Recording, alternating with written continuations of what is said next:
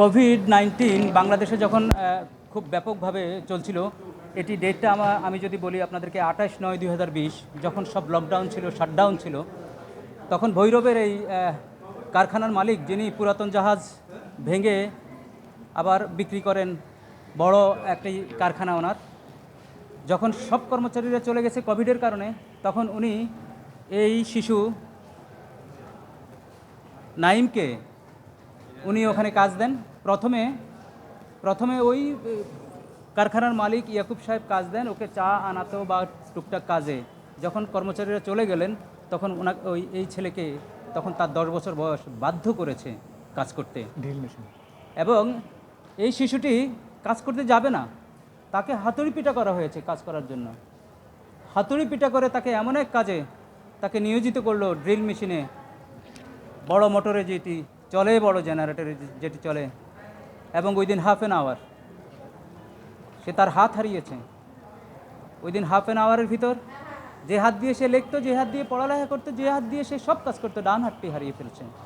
এরপর কিছুক্ষণ পর সে অজ্ঞান হয়ে গেল। সে বারবার জ্ঞান থাকতে বলেছে, আমার বাবা মাকে খবর দাও, বাবা মাকে খবর দাও। বাবা সেদিন সিলেটে ছিল। এরপরের ঘটনা আরও করুন, তার চিকিৎসা হয়নি প্রপারলি। চিকিৎসার জন্য আদালতে আসতে হয়েছে। আদালতের ডাইরেকশনে তার এতটুকু চিকিৎসা হয়েছে। কোর্ট মাত্র 30 লাখ টাকা, তার একটা হাতের জন্য মাত্র 30 লাখ টাকা কোর্ট তাকে দিতে বলেছে। এবং সেদিন কোর্টে এই টাকা দেওয়ার প্রতিশ্রুতি করে ইনস্টলমেন্ট নিয়েছে, কিন্তু সেই প্রতিশ্রুতি ওই ইয়াকুব ভঙ্গ করে 107 দিন পরে অ্যাপিল বিভাগে সে অ্যাপিল দায়ের করে মামলাটা ফেলে রেখেছে। আপনাদের মাধ্যমে মামলাটা আমার কাছে এসছে। আমি প্রো বোনো মামলাটা হাতে নিয়েছি। আমি অ্যাপিলেট ডিভিশনে 3 বার আমি মেনশন করেছি, ওনারা শুনেছেন। চেম্বার জাজে অ্যাপ্লিকেশন করে মামলাটা হিয়ারিংয়ে এনেছি। গতকালকে এটা শুনানির কথা ছিল, কিন্তু গতকালকে ওই মালিক ইয়াকুবের পক্ষে সময় নেওয়া হয়েছে। আমরা জানতাম না, পরে আমরা বলার পরে আজকে রাখা হয়েছে। আজকেও সময় নিতে গেলে আমরা এটা বললাম যে না, এটা অনেক গুরুত্বপূর্ণ একটা বিষয়, একটি শিশুর বিষয়, একটি মর্মান্তিক ঘটনা, হৃদয় বিদারক ঘটনার বিষয় যেহেতু জড়িত, সেই কারণে আমরা বলেছি যে আমরা বলেছি যে এটা অনেক সেন্সিটিভ, অনেক গুরুত্বপূর্ণ। এবং আমরা কোর্টকে কনভিন্স করেছি এভিডেন্স দিয়ে যে ইয়াকুব এই ফেলে রেখেছে, তাকে কোর্টের আদেশ অমান্য করে কন্টেম্প করে চলেছে, তার সামর্থ্য আছে দেওয়ার।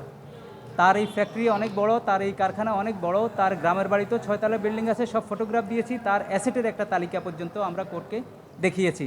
সুতরাং সে অ্যাবেল থাকা সত্ত্বেও সে নানাবিধভাবে কূটকৌশল করে এই ছেলেটিকে তার পাওনা থেকে বঞ্চিত করেছে। যদিও যৎসামান্য অ্যাওয়ার্ড ছিল, যৎসামান্য ক্ষতিপূরণ ছিল তার জীবন এবং তার পেইন, তার যন্ত্রণার তুলনায়।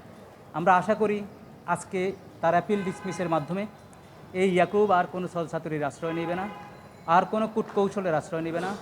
সে মানবিক হবে, সে দয়াবান হবে, সে এই ছেলেটির ক্ষতিপূরণ যথাযথ নির্দেশনা মোতাবেক দিবেন এবং মাসে 7,000 করে তার পড়ালেখার খরচ চালাবেন। এটি আমরা আজকে প্রত্যাশা করি। আর পাশাপাশি কলকারখানা অধিদপ্তর যারা আছেন, যারা কলকারখানা ইন্সপেক্টর যারা আছেন, আপনাদের প্রতি একটা অনুরোধ রইল, এই দেশের সিটিজেন হিসাবে দায়িত্বটা পালন করেন প্রপারলি। পরিদর্শন করে ঘুষের বিনিময়ে চাইল্ড লেবার জায়েজ করবেন না। ঝুঁকিপূর্ণ কাজে, বিশেষ করে যেখানে যেখানে শিশু শ্রম নিয়োজিত আছে, সেগুলা বের করে, এবং যারা নিয়োগ দিয়েছেন, যারা কম্পেল করেছেন ওই কাজ করতে, তাদেরকে আইনের আওতায়, শাস্তির আওতায় আনতে হবে। এনে আমরা একটা সভ্য সমাজ বিনির্মাণে আমরা কোর্ট এই ঘটনা শুনে, এই হৃদয় বিদারক বর্ণনা শুনে অনেক অনেক মর্মাহত হয়েছে।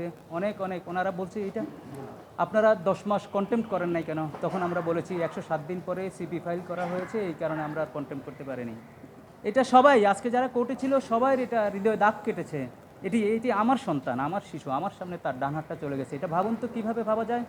এই যে মর্মান্তিক হৃদয় বিদারক ঘটনা, এই ঘটনাগুলো বাংলাদেশে যাতে রিপিট না হয়, আমাদের অনেক রিপিট হয়। আমাদের কেউ দায়িত্ব পালন করে না। আমাদের যে সংস্থাগুলো আছে, সেই সংস্থাগুলো আশা করি দায়িত্ব পালন করে। এই টাকা তো হাইকোর্টের আদেশটা অ্যাজ ইট ইজ বহাল আছে। হ্যাঁ, এখন কাল না, রায় তো বের হয়ে গেছে, এখন কালকেই দিবে, কারণ তাদের লয়ার ছিল। রায়ের আর দরকার নাই। যখন কন্টেস্টিং হয়, যখন লয়ার থাকে, তখন আর রায়ের আর অপেক্ষা থাকে না। এটা হচ্ছে আমাদের নর্মস, আমাদের প্র্যাকটিস। লয়ার এখন তাকে জানাবে কালকের থেকে এই টাকাটা দিবে। কথা ছোট্ট করে বলো। আসসালামু আলাইকুম রহমতুল্লাহ।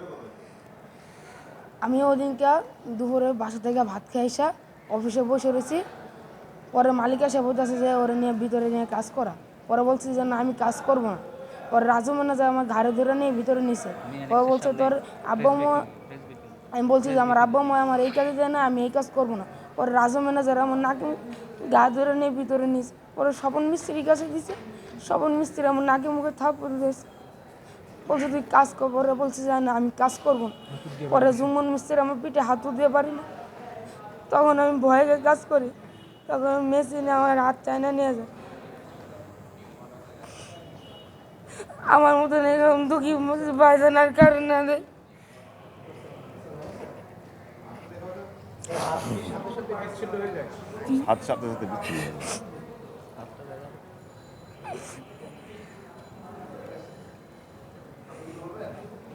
বাবা হিসেবে বলতে পারেন।